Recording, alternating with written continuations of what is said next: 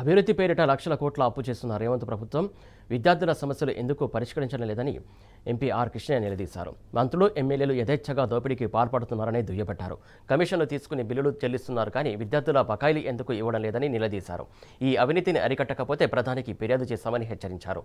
ఈ మేరకు హైదరాబాద్ మాసప్ ట్యాంకులోని విద్యార్థి సంఘాలు నిరసన చేపట్టాయి. ఈ ధర్నాకు ఎంపీ ఆర్ కృష్ణయ్య, బీఆర్ఎస్ నేత ఆర్ఎస్ ప్రవీణ్ కుమార్ సంపూర్ణ మద్దతు పలికారు.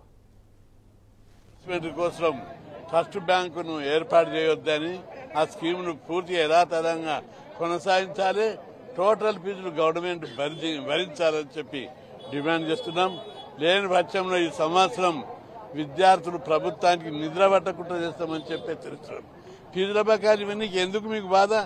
కాంట్రాక్టర్లకు 1000 కోట్లు, ఒక్కొక్క కాంట్రాక్టర్కి 7,000, 6,000 కోట్ల పైసలు ఉంటాయి. విద్యార్థుల స్కాలర్షిప్ల ఫీజులు కూడా మీకు పైసలు లేవా? 20 నెలల కాలంలో 20 రూపాయలు కూడా ఇవ్వలేదు. ఎక్కడ పోయింది? 2 లక్షల ఆదాయం వచ్చింది, 2 లక్షల కోట్ల అప్పులు తెచ్చిర్రు, ఎవరి జేబులకు పోయినాయి?